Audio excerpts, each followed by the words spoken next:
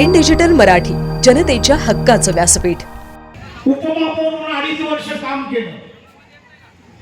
माणसाच्या हातात जर सत्ता असेल, त्या सत्तेचा उपयोग आपल्या समाजासाठी, गोरगरीब जनतेसाठी करता येतो. ही संकल्पना डॉक्टर बाबासाहेब आंबेडकरांनी संविधानामध्ये मांडली आणि मी 2.5 वर्षामध्ये जे उपमहापौर असताना जे काम केलं ते तुमच्या समोर आज रिझल्ट आहे. आज इथे जी मंडळी आहे ती विकासाच्या बाता करतात. एक तर 4 वाजता उठतो, दुसरा लोणावळ्याला असतो. शनिवार रविवार कधी कुमार आलेली तुम्हाला भेटणार नाही. तो लोणावळ्यामध्ये आपला धंदा सांभाळत असतो. त्यांना आपल्या गरिबाची काही देणं देणं नाही, एवढं लक्षात ठेवा. तुम्हाला सांगण्याचा एक गोष्ट अशी आहे, मी उपमहापौर असताना कुमार आयलांच्या समोर, कुमार आयलांनी आमदार आहेत, कुमार आयलांच्या समोरचा जो रस्ता आहे ना काँक्रिटीकरण, या भगवान पालेरावनी उपमहापौर असताना महानगरपालिकेतून मंजूर करून दिलेला आहे. तो आज कॉन्क्रीट रस्ता आहे, तो भगवान पालेरावच्या कार्यकाळामध्ये मंजूर झालेला आहे. दुसरी गोष्ट आहे, त्याच्या पुढची तुम्हाला सांगतो, ज्यांच्या हातामध्ये सत्ता दिली आपण 25 वर्ष, ते कालानी मॉलच्या बाजूचा आजूबाजूचा रस्ता आहे ना, तो पण भगवान पालेरावच्या काळामध्ये मंजूर झालेला आहे. मग यांनी विकास कोणाचा केला? यांनी फक्त विकास केला स्वतःचा. यांनी एकाने वाढवली गुन्हेगारी. कारण आमच्या भागामध्ये कोणी जर बोलला तर त्याला रात्री उचलायचं, त्याला मारायचं आणि दबावामध्ये ठेवायचं. ही गुन्हेगारी वाढवण्याचं काम इथल्या कालानी परिवारांनी केलेलं आहे. आणि दुसरा जो आयलानी आहे त्यांनी कामामध्ये भ्रष्टाचार करून 22% प्रमाणे पैसे घेतले आणि आज तुम्हाला पैशाचे आमिष दाखवून तुम्हाला विकत घेण्याचं काम करतोय. माझं त्याहून वेगळं आहे. मी तुमच्यासाठी काय कामं केली तुम्ही सगळ्यांना माहित आहे, सांगायची आवश्यकता नाही. का भगवान बालेराव पाणी दिलं, रस्ते दिले, हे लाईट दिल्या, ह्या सगळ्या ज्या गोष्टी आहेत त्या दुर्मिळ आहे. ते माझं कर्तव्य आहे. माझं कर्तव्य तुम्ही मला गेली 10 वर्ष ते निवडून दिलं, त्याचं तुमचं ते तुम्ही दिलेल्या निवडून दिल्यामुळे मला माझं कर्तव्य तुमच्या प्रती आहे ते मला करावं लागलं. म्हणून मी आज आमदारकीसाठी याच्यासाठी उभा राहिलो. माझ्या इथे बऱ्याच भगिनी आहेत, त्या माझ्या ऑफिसला येतात. वयस्कर महिला आहेत, त्या माझ्या ऑफिसला येतात. साहेब आमची पेन्शन नाही, आम्हाला पेन्शन मिळत नाही, आमचा मुलगा आम्हाला सांभाळत नाही, आमच्या दारूच्या आरी गेलेले आमचे तरुण वर्ग 35 वर्षामध्ये मरतो आणि त्या विधवा झालेल्या महिला असतात, त्यांना पेन्शन मिळत नाही, त्यांना 1000 मानगडी करावं लागतात. तेव्हा कुठेतरी 100 महिलांनी अर्ज केले तर त्यांना 10 महिन्यांना पेन्शन मिळते. ही परिस्थिती फार गंभीर आहे. आमदार झाल्यानंतर ना तुम्हाला तहसीलदार माझ्या समोर मी बसवीन आणि तुम्हाला जागेवर पेन्शनची नियुक्ती करून द्यायला लागेल. हे अधिकार आमदाराचे आहेत. कोणाला शासनाचं घरकुल मिळत नसेल, पैसे मिळत नसतील तर महानगरपालिकेच्या कमिशनरला बसवून आपण ते घरकुल देण्याचं काम आपण या पुढच्या काळामध्ये आपल्याला करावं लागेल. अनेक प्रश्न आहेत, तुम्हाला ज्या समस्या आहेत. उल्हासनगरचं माझं स्वप्न वेगळं आहे. मी 2014ला जेव्हा 2012ला नगरसेवक झालो तर 2014ला उल्हासनगरचा डीपी प्लॅन मंजूर झाला. किती लोकांना काय कळेल त्याचं माहित नाही, पण मी तुम्हाला सांगतो, तुमची जी घरं आहेत ना, तुमची जी घरं आहेत ती पूर्वी ग्रीन झोन मध्ये गार्डनच्या जागेवर बसलेली होती. गार्डनच्या जागेवर बसलेली घरं होती. तुम्हाला शासनाने जर ठरवलं तर त्या गार्डनच्या जागेच्या घरांना तुम्ही कधी तुम्हाला ते हाकलू शकता,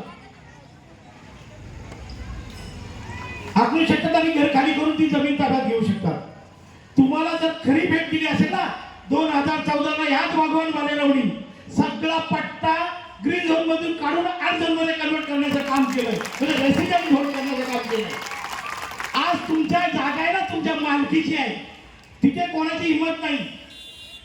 त्या डीपी प्लॅन मध्ये रिंग रोडचा विषय होता. जर धोबीघाटवरून रिंग रोड आला आणि असा रिंग रोड तो 120 फुटाचा होता. ते 120 बघा या लोकांनी कशी प्लॅनिंग केली होती. 120च्या रिंग रोड मधली आतलीच्या जागा आहेत.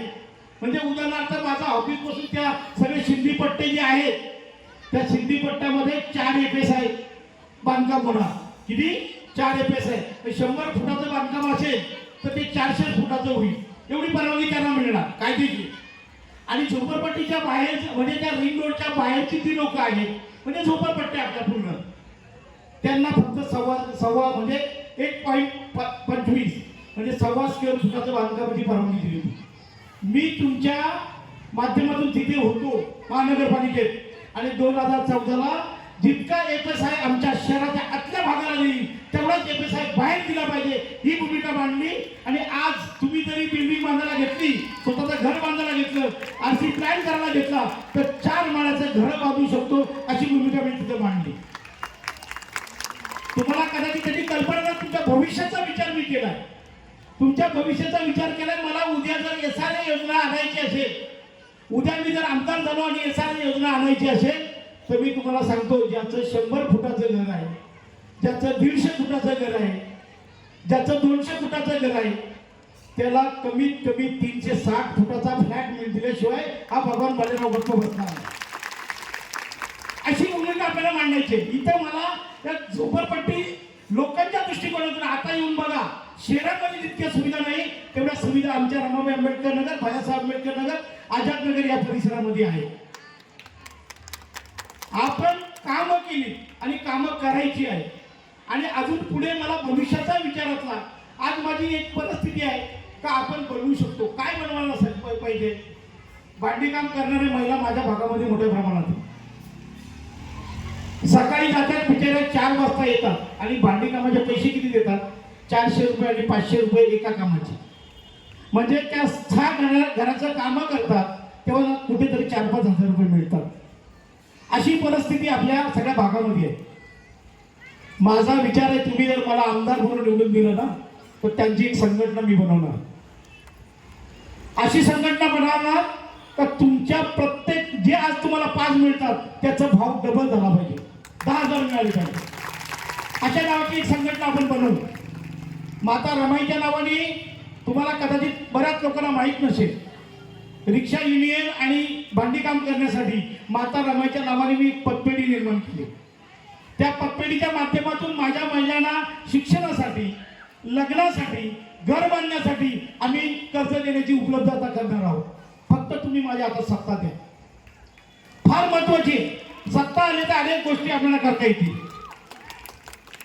ग्रीन झोनचा विषय झाला, SRA योजनेचा रस्ता झाला आणि आज एक महत्वाची घोषणा करतोय, उल्हासनगरसाठी महत्वाची एक घोषणा करतोय. तुम्ही मला एक गोष्ट सांगा, किती घरात लोकांच्या घराकडे लाईटचे मीटर आहेत? हात वरती करा. जवळजवळ सगळ्या लोकांच्याकडे आहेत ना? किती बिल येते? कमीत कमी किती येते? 500, 1000, 2000, बरोबर ना? या भगवान बालेरावला निवडून द्या. 200 युनिट पर्यंत 20 बिल माफ करण्याची जबाबदारी शासनाकडून माझी असेल.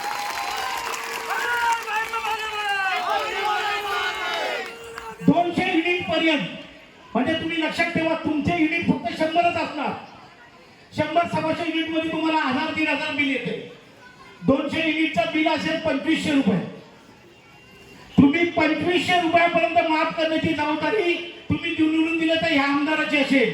आणि पुढचे 5 वर्ष तुम्हाला कुठल्या प्रकारचं बिल भरायला लागणार नाही, अशी भूमिका मी येणाऱ्या विधानसभेमध्ये मांडेन. म्हणून मला तुम्ही साथ द्या, आवश्यक साथ द्या. फार महत्वाच्या गोष्टीवर आपल्याला फार गरिबांची कामं करायची. रात्रंदिवस आम्ही मेहनत करतो, आमचे कार्यकर्ते मेहनत करतात. आपल्याला महानगरपालिकेमध्ये पण सत्ता आणायची आहे. या सगळ्या गोष्टींचा जर विचार केला तर आपण फार अपयशी आहे.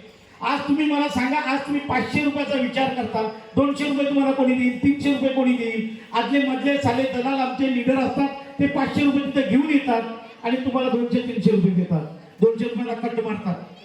हा विचार सोडून द्या. आता पैसे घ्या. राजसाहेबांनी त्या दिवशी तुम्हाला भाषणात सांगितलं, पैसे घ्या पण मत भगवान बालेरावलाच द्या. म्हणून सगळ्यात पहिली गोष्ट असेल, 200 युनिटचं बिल, लाईट बिल माफ करण्याची जबाबदारी माझी असेल. आजचा पैसा तुम्ही भरा. आता तुमचं महिना मला काय 20 ते 22 तारखेला युनिट प्रत्येकाचा मीटर लाईट बिल येणार. एकच भरा आणि 20 तारखेला भरा आणि सांगा, या भावाने आमच्या भावाला मला निवडून द्यायचे, पुढचा बिल नाही बाबा, तो भाऊ माझा भरणार आहे अशा पद्धतीची आपण आज घोषणा करू.